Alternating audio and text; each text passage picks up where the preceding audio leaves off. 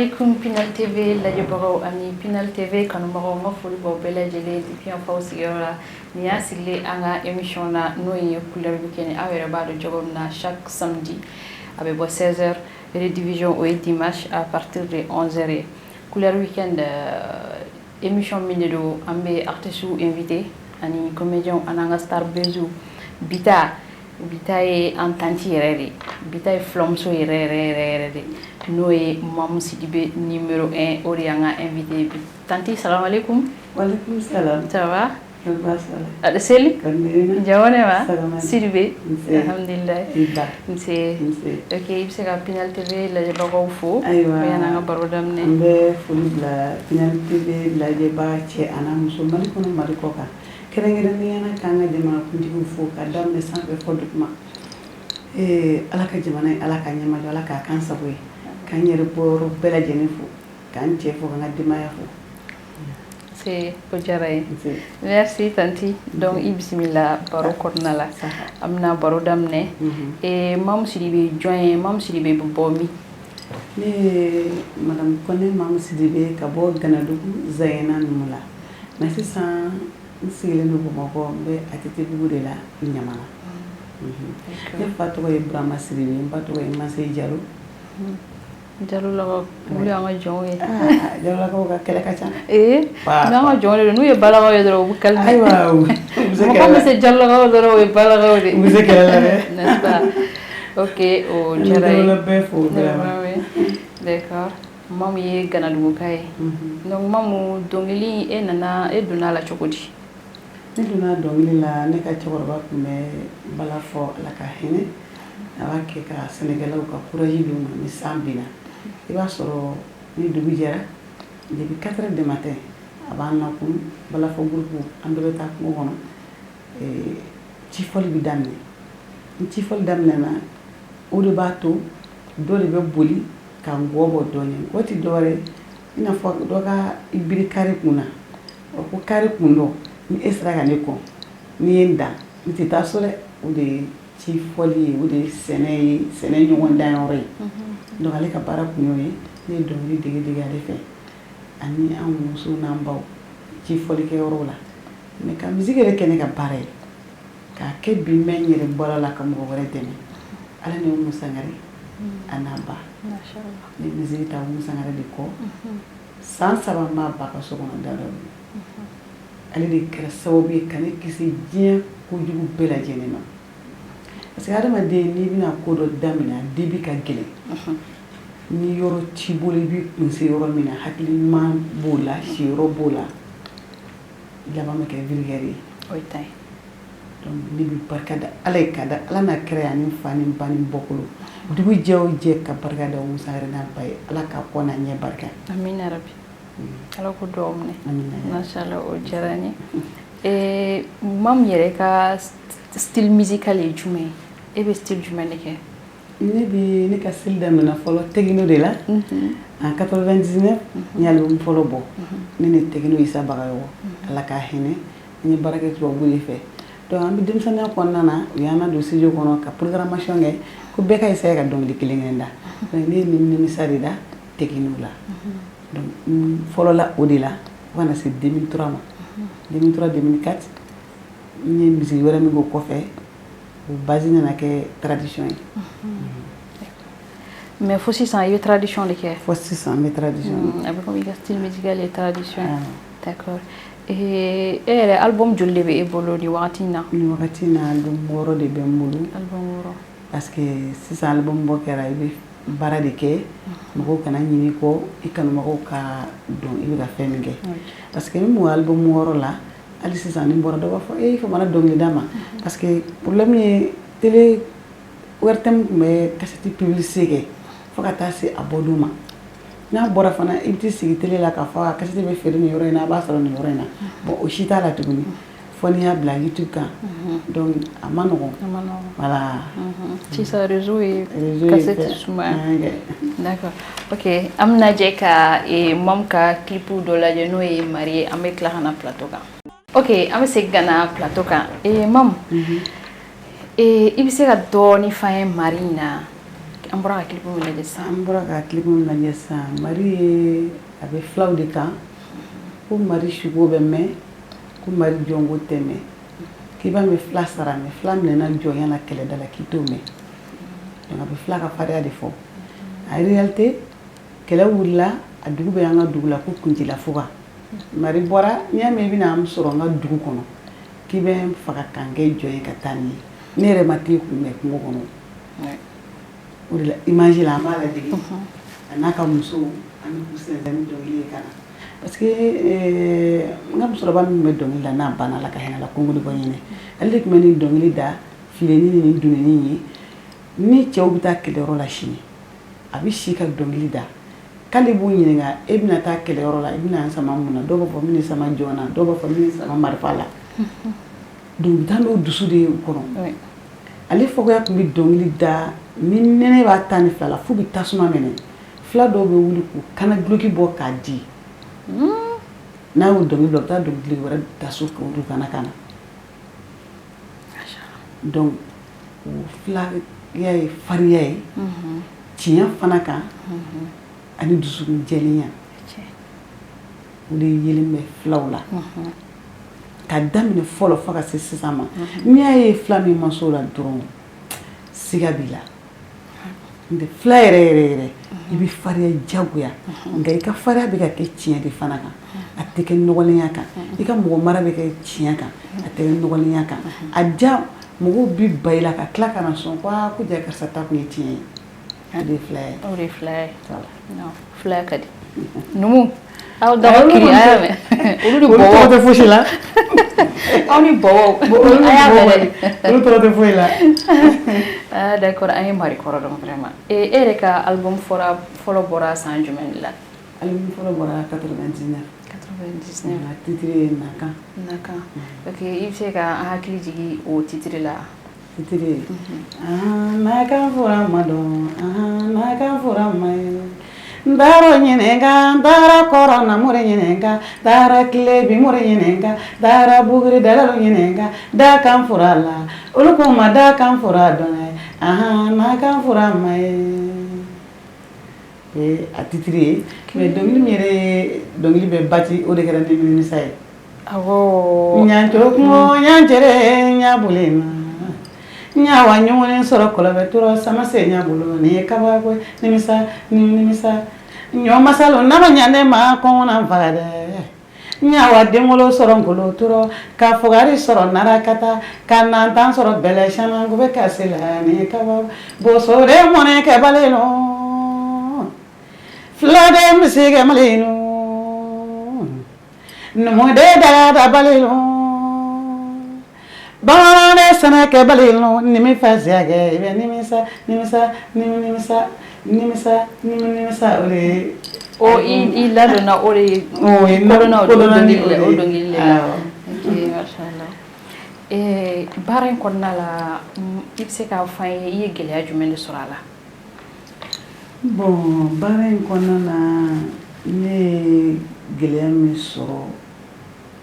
ko mɔgɔ b'a fɔ i b'o jate o ma kɛ ne kelen na o kɛra bɛɛ la par exemple pirati sinon baara o baara n'a daminɛ n'a ma gɛlɛya f'a ka mɛn yɛrɛ la ne t'a la o baara t'i diya waati na ma donc ne tɔɔrɔ sɔrɔ musique daminɛ na ne bɛ se k'a fɔ o de kɛra ne ka musique sarakati ye ne bɛ se k'a fɔ o ye ne ɲina n ka sɛgɛn bɛɛ kɔ parce que ala y'o falen ni fɛn wɛrɛ ye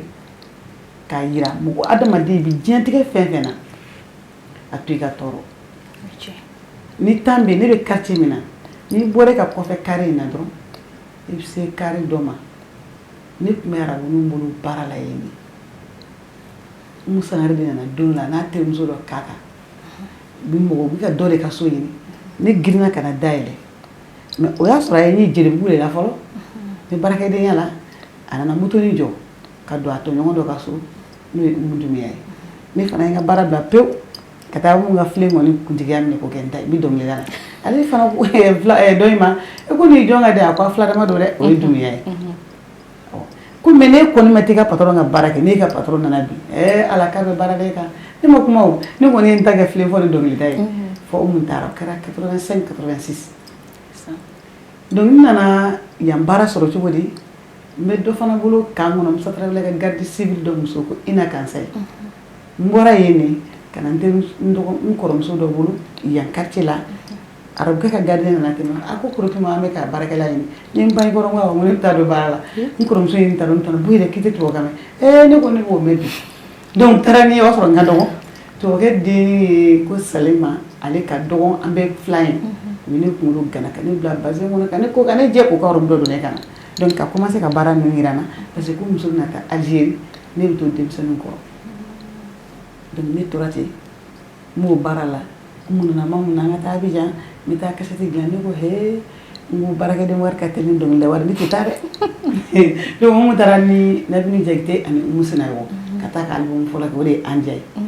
mun nana o bɛna ni arabu ninnu arrangé tɔ ye donc ne ye gɛlɛya daminɛ n tɛ fɛ ka musique kɛ n t'a dɔn n bɛna min kɛ donc n bɛ va-et-vient na Sabalibugu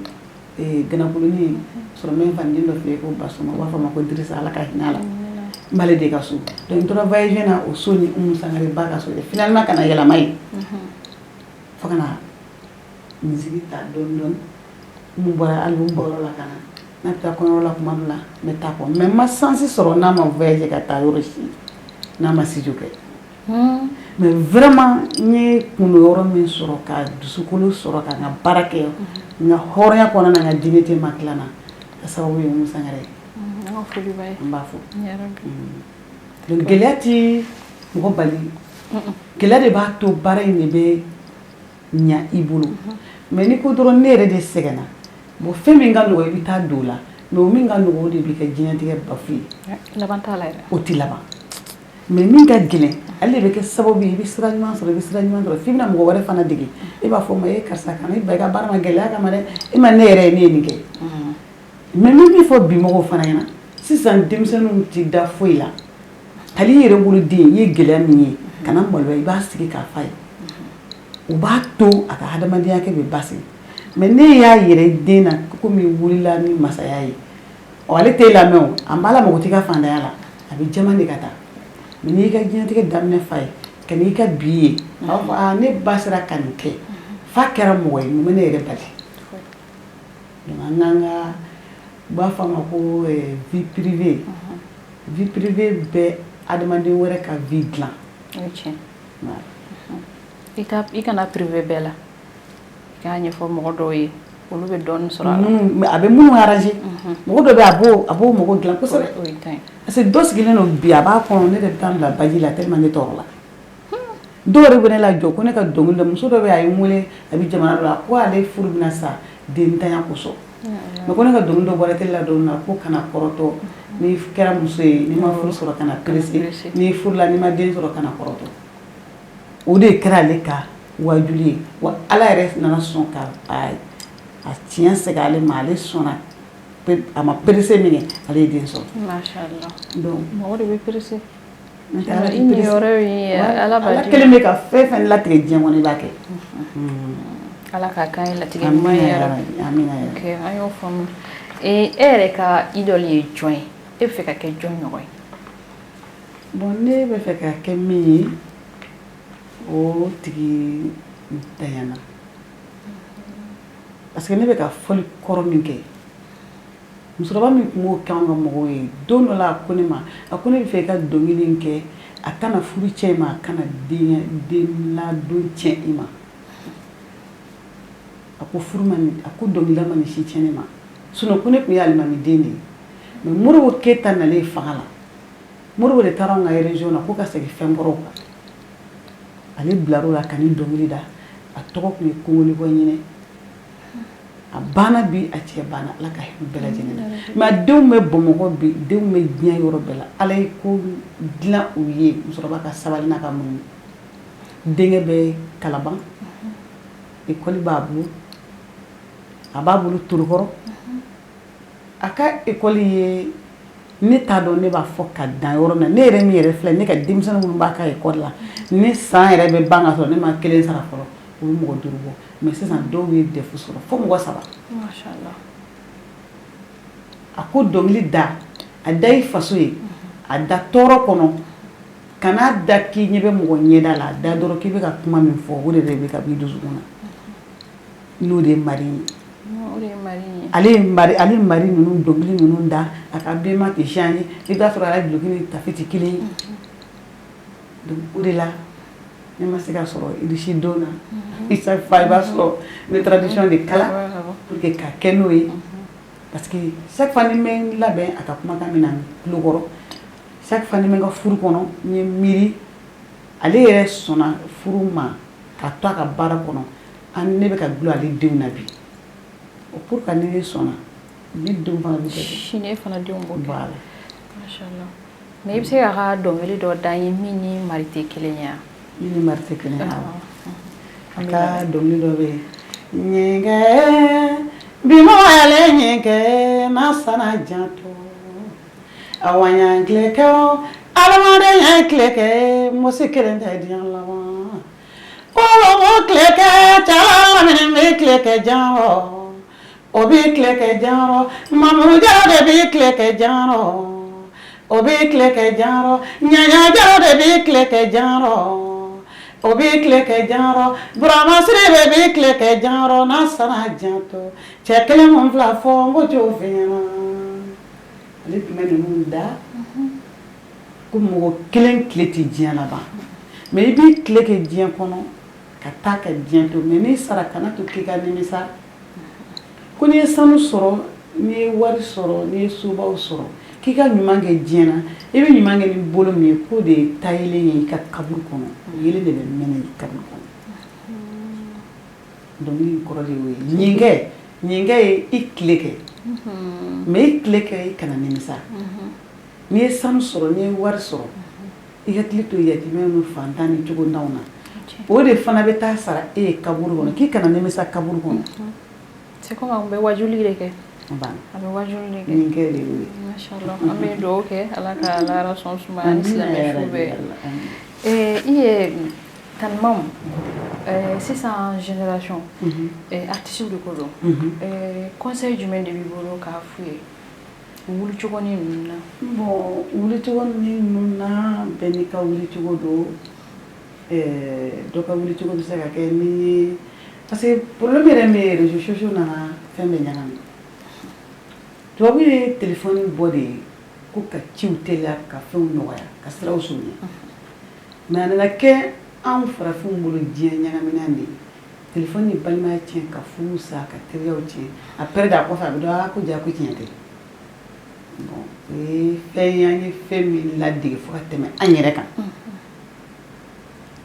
o réseaux sociaux kelen na sisan ne bɛ se ka bɔ dɔrɔn ka ko kɛbali dɔ kɛ i b'a ye sini bɛɛ b'a fɔ ko mɔgɔ miliyɔn 3 de y'a lajɛ o miliyɔn 3 min bɛ ka fɔ e bɛ k'i disi gosi n'o ye bon a ka gɛlɛn i ka ɲuman kɛ o parce que ni e ye fɛn dɔ kɛ dɔrɔn mɔgɔ yɛrɛ fɛ ko ɲuman tɛ ɲamɛ mɔgɔ miliyɔn 3 b'a lajɛ min ta ye ɲuman ye a bɛ miliyɔn 1 sɔrɔ fɔlɔ i b'a fɔ ko nin de ka teli wa o tɔgɔ sɔrɔ de fana ka teli o fana ye tiɲɛ mais a danbe de ka dɔgɔ o ka sɔrɔ jamana in yɛrɛ ye jamana danbema de ye balimaya bɛ jamana min kɔnɔ furusira b'a kɔnɔ teriya bɛ yen n'an ka dumunikɛ bɛ yen jamana dɔw bɛ yen nɔ n'i ma dɔrɔmɛ bɔ i tɛ dɔrɔmɛ dumuni sɔrɔ i tɛ ji sɔrɔ siyɔrɔ i t'a sɔrɔ f'i ka wari bɔ bon hali sini gɛlɛya kana da gɛlɛya ma foyi t'o ban Mali la ala yɛrɛ de sɔnnen don ma Mali taabolo kɔrɔ de y'o ye jɔn tɛ se k'o bali mɔgɔ kɔrɔ minnu bɔra n'olu ye duwawu minnu kan ye walayi Mali b'i sɛgɛn sinon Mali bɛ laban tiɲɛ de ma parce que hɔrɔnya yɛrɛ tɛ dɔwɛrɛ ye jamana min kɔnɔ dɔ bɛ maloya nkalontigɛ la alors que nkalon yɛrɛ ye fɛn bɛɛ base ye n'i sɔnna nkalon ma dɔrɔn i bɛ sɔn mɔgɔ faga ma i bɛ sɔn jɛnɛya ma ça fait i bɛ sɔn diɲɛ ko bɛɛ ma mais n'i maloyara nkalon ma dɔrɔn e kisira nin bɛɛ ma bon i bɛ taa sɔrɔ n'i ye maliyɛn bɛɛ 100 o 100 ni 50 ma maloya a ka gɛlɛn 80 ka kɛ nkalontigɛla ye dɛ a ka gɛlɛn donc o bɛ dugu min kɔnɔ mɔgɔ bɛ an minnu lajɛ k'anw ladege an fana ka n'an bɛ baara o baara daminɛ teliya in ka di mais an hakili ka to danbe in na dɔɔni n'an seginna kɔ dɔrɔn i b'a ye minnu m'an lajɛ olu bɛ k'an ladege u bɛ segin an kɔ ka tugu an kɔ an bɛ ka fɛn minnu kɛ k'olu ladege n'o kɛra fɛn kɔrɔw bɛ segin dɔɔnin dɔɔnin tubabuya nin ye wajibi ye mais a tɛ laban de non non tubabuya tɛ laban a dan ye ni tubabuya bɛ laban e mana kɛ silamɛ su ye ni i sara jamana wɛrɛ u mana na i kɛ su kɔnɔ n'i bɛ bɔ tuguni ka tila k'i segin donc an kan k'a dɔn an b'u ladege mais an ka foyi tɛ laban u tacogo la jamais an kana tradition min kɔnɔ i na don i bɛna fini jɛ de kɔnɔ i ta don i bɛ taa fini jɛ de kɔnɔ parce que i bɛna don min na a kɛra fini o fini i kɔni nana fini de la donc an ka sɔn fini k'an sutara fɔlɔ n'o kɛra jamana bɛ sutara n'o kɛra jamana gindo bɛ to yen mais n'anw yɛrɛ denmisɛnninw kɛra jamana bɛna dilan ka bila anw denmisɛnnin minnu ye n'anw kɛra jamana lajabagabaga ye dɔrɔn jamana basigili bɛ gɛlɛya dɛ ne kɔni bɛ min fɔ misigikɛlaw ye an bɛ misigi fɛn o fɛn kɛ an k'an jija faso in yɔrɔnin ka kala n'o ye fɛn kɔrɔw ye an kana ɲinɛ danbe kɔ an kana ɲinɛ dignité kɔ o ye koba de ye n'o tɛ bɛɛ ta ka ɲi parce que e tɛ se ka fɔ dɔ ma k'a ka misigi ka di man di mun na n'a fɔra e de bɛ kasɛti dilan i yɛrɛ ye bi n'i bɛna dɔnkili kelen bɔ k'a kɛ clip ye a clip sara e yɛrɛ musicien sara e yɛrɛ balo b'a la e yɛrɛ fɛn bɛɛ b'a la donc a ka gɛlɛn e ka se ka i sagona fɛn sɔrɔ n'i kɔni b'a kɛ hali sini sinon normalement fɔlɔ-fɔlɔ la ni misigi bɛ dilan arrangeur bɛ sigi répétition bɛ kɛ ni kasɛti bɛna bɔ dɔw bɛ se ka 6 mois yɛrɛ sɔrɔ o la i n'a fɔ dɔw ta ka ca i n'a fɔ dɔw ta tɛ bɔ a bɛ taa essayer kɛ studio fana na o kelen na tugun mais sisan e bɛ taa don studio la ka programmation kɛ ka dɔnkili kelen na jɛ i b'a dilan ka ban bi a ɲuman hakili bɛ sɔn ka tɛmɛ fɛn dɔ kan hakili tɛ se ka bɛɛ o yɔrɔ la o alors que fɔlɔ la kasɛti tun bɛ dilan i n'a fɔ Musangare ninnu ka album na Salifu ninnu u bɛ album dilan a bɛ ci arrangeur dɔ ma wali kɛlɛ a bɛ bɔ n'a ye ka taa kɛ jamana wɛrɛ ka bɔ n'a ye ka taa kɛ yɔrɔ wɛrɛ a tɛ ban a tɛ kɛ ka ban jamana kelen na abada ni kɔni bɛ Musangare kasɛti fɛn fɛn n tɛ sisan ta dɔn n'a daminɛna yan a tɛ ban yan kɔni voilà bɛɛ b'i ka idée di bɛɛ n'i ka hakili u b'a sɛgɛsɛgɛ a bɛ sɛgɛsɛgɛ parce que san kɛmɛ misigi mana bɔ san kɛmɛ ale salen kɔ n'a tilar'i la dɔrɔn a tilar'i la ale kɔni ale bɛ ten n'a bɔra studio kɔnɔ voilà donc n'an bɛ ɲuman kɛ n'an bɛ baara o baara kɛ tiɲɛ don wari t'an bolo tiɲɛ don mɔgɔ t'an bolo k'an dɛmɛ mais ala y'anw fana kɛ jamana in fana gulonman dɔ ye an bɛ fɛn dɔ de fɔ mɔgɔw bɛ min lamɛn donc an k'an jija an ka ɲuman fɔta de ka caya ni juguman ye donc n bɛ dugawu kɛ denmisɛnnin bɛɛ ye ala ka hakili ɲuman di bɛɛ ma n'i y'a daminɛ taa sira ɲuman ala k'a don i kɔrɔ n b'o de dugawu k'u ye. u y'a mɛn o ye ladilikan fana o y'a faamu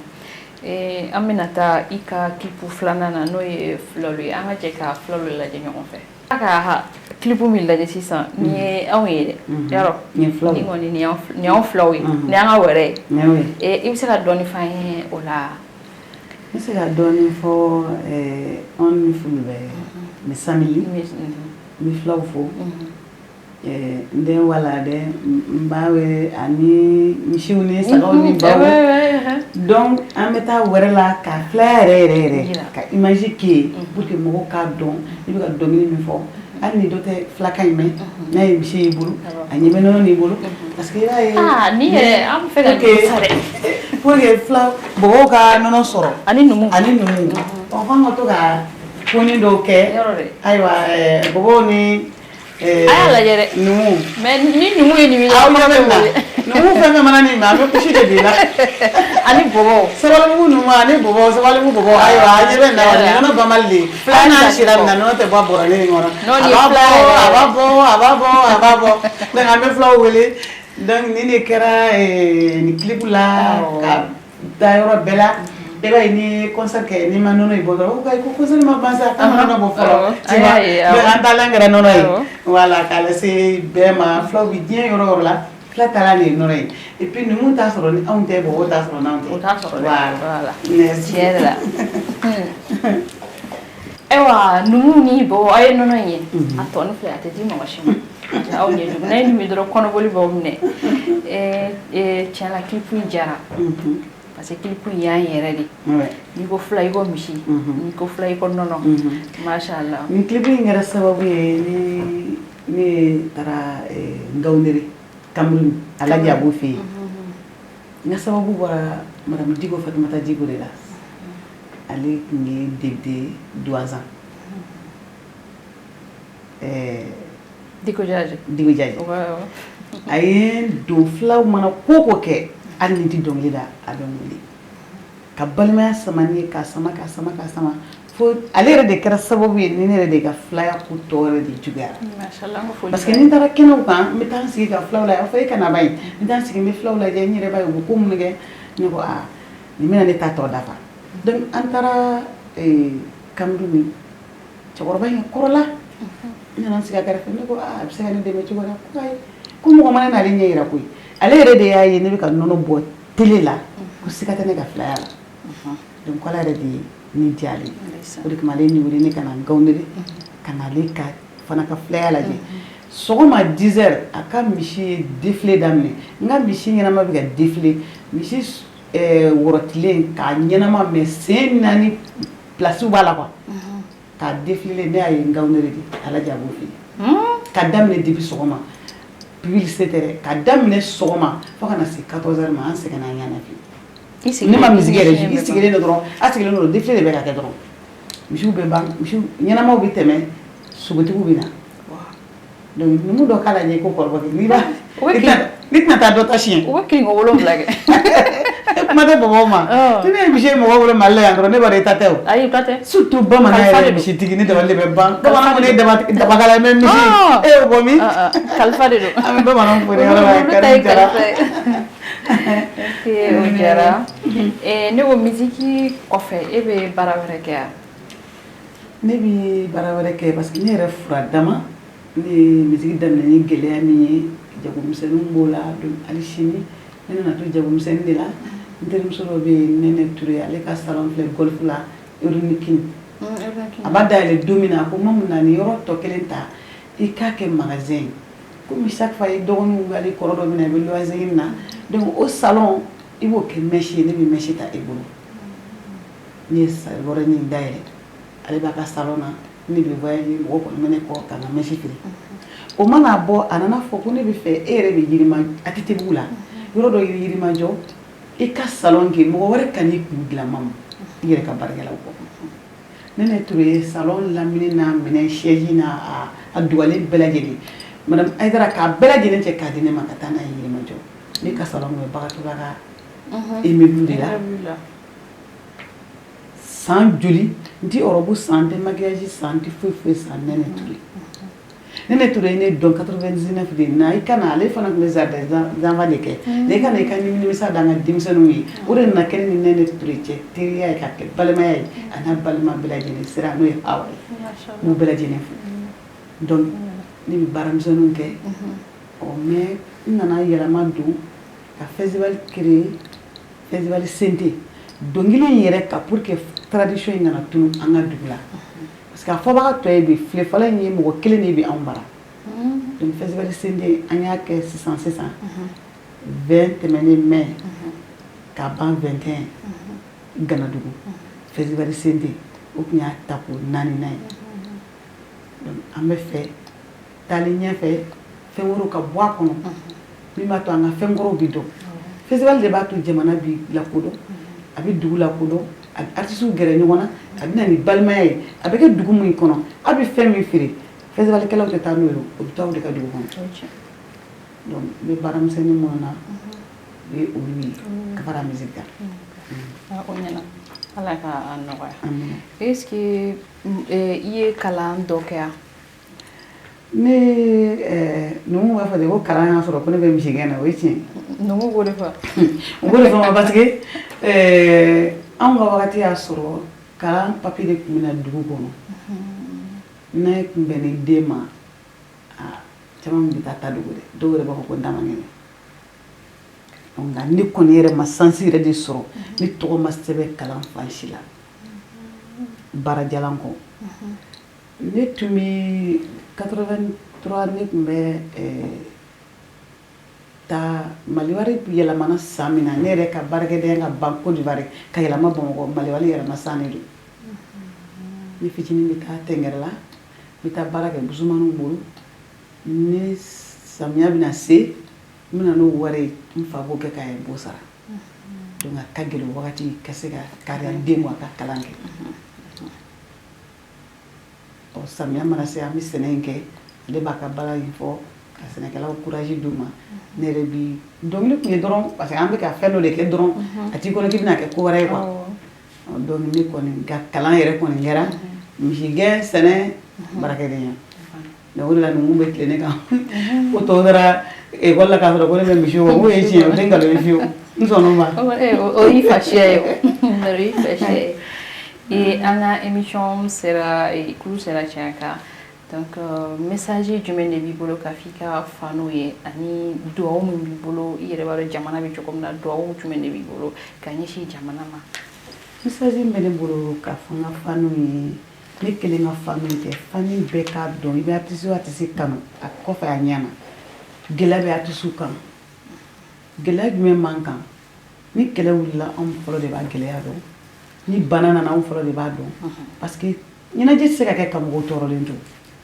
donc bɛɛ k'i ka artiste kanunen yɔrɔ ɲini i mana faamu ne yɛrɛ faamana karisa ma koyi mais e tɛ téléphone ta k'a ɲini i t'a ka so yɔrɔ dɔn mun b'a la kɛlɛ daminɛ ni sisan cɛ ani coronavirus ni sisan cɛ an ka fɔlikɛla min sara da t'a la dɔ wɛrɛ tɛ gɛlɛya kɔ i bɛ taa fɔli de kɛ artiste kɔ i bɛ n'i yɛrɛ balo n'a ye i bɛ k'i muso balo n'a ye o artiste tɛ ka fɛn kɛ i bɛ balo cogo di bon bana bɛ n'i minɛ o kɔnɔ a ka gɛlɛn ka kisi donc an ka faniw k'u hakili to o yɔrɔ la u b'an ka fɛn minnu ye télé la k'u bɛ content k'an wele nin ɲɛna nin ɲɛna tɔɔrɔ min b'an kan ala de b'a dɔn anw ye musow ye ala b'anw sɔn sens la cɛ dɔ b'an ta o b'an balo mais fɔlikɛla cɛman jɔn b'a balo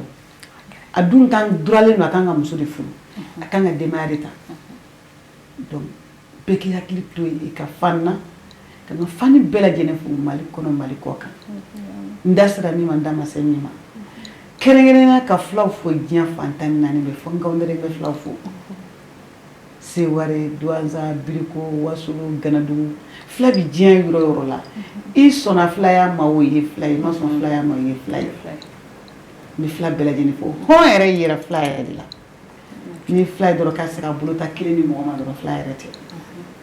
sinon fila bi kariya min b'a bolo k'o di a b'a sigi dɔrɔn ye ni ala yɛrɛ kɔnɔna na a tɛ wuli ka bɔ yɔrɔ la ala bɛ jaabi wɛrɛ di o ye kari de ye kari yɛrɛ filaw de la a kana numu tɔɔrɔ dɛ donc n'i ye filaw fo n b'an ka numu fo k'an ka mabɔw fo k'an ka bɔbɔw fo mali kɔnɔ mali kɔ kan n'i y'o foli kɛ n bɛ dugawu kɛ mali ye n bɛ dugawu kɛ mali ye mali nin y'an kɛ maliden ye an ma foyi d'a ma an ka mali yɛrɛ bɛ bonya ka waleɲuman dɔn k'a barika da an bɛ kamanagan min kɔnɔ ala k'an bɔ a kɔnɔ minnu bɛ fɛ k'an bɔ kamanagan in kɔnɔ ala k'a dusu k'u kɔnɔ dugu jɛ o jɛ u ka wuli ni fariya ye dugu jɛ o jɛ u ka wuli ni kumakan ye kumakan kana yɛlɛma nɛgɛ ta ganga la nɛgɛ bila ganga la n'o kɛra k'a bɛ ɲɛnabɔ o kuma an bɛ dugawu de kɛ wala ni mali lafiyara an dongilɛlaw ka lafiya de ka jugu bɛɛ lajɛlen ta ye ni mali ye wari sɔrɔ anw de y'a la waritigi ye bari an bɛ wele ɲɛnajɛw la an bɛ wele diɲɛ fɛn bɛɛ la donc an bɛ dugawu kɛ jamanatigiw ye k'a daminɛ sanfɛ fɔ duguma an ka foli bɛ bɛɛ lajɛlen kɔmandanw maires députés fo ka taa se président yɛrɛ ma a n'a ka denbaya ala ka kisi ni tanga kɛ mali ye ala ka kisi ni tanga kɛ mali ye ala k'an k'an yɛrɛ sago ye ala kana kɛ mɔgɔ si sago ye sini kɛnɛ laban ɲuman ala k'o d'a ma i yɛrɛ ba ala ka sini kɛnɛ d'i ma n'i ka denbaya i bɛ fa ni ba ala k'a mɛn i bolo i bɛ baara min na ala k'a jidi ala k'a kɛ diɲɛ ye ala k'a kɛ taabolo ɲuman ye ala kana kɛ taabolo kolon ye ala k'a bila kɔrɔ ye ala kana bila ni tɔɔrɔ foyi ye ka animateurs ni caméramans bɛɛ n ka foli bɛ bɛɛ ye. O diyara n ye foli diyara n ye dugawu fana ala ka dugawu jaabi ala k'a ɲɛmɛ ɲɔgɔn na ala ka sababu ɲuman k'an ye yarabi ala ka garisɛgɛ ɲuman di k'an kisi gɛrɛgɛrɛ ma yarabi ala ka labanko ɲuman d'a ma o de ka gɛlɛn ala k'o d'a ma yarabi ko k'a ka ciden bonya kama sallallahu alaihi wasallam ok tanti an yi wele i nana an ka wele jaabi a diyara n ye an b'i fɔ k'i waleɲuman dɔn an bɛ dugawu kɛ kala ka wagati wɛrɛ yira na ok ni kun ye an ka émission ye n'o ye couleur weekend ye mais bi couleur weekend a bɛ lakale de parce que bi ta ye a nɔnɔman de an ɲɛ b'a la dɛ numuw kɔni ko bi ko kɔnɔboli b'u minɛ donc an ka foli b'aw bɛɛ lajɛlen an bɛ dugawu kɛ ala ka wagati wɛrɛ yira ni aw la aw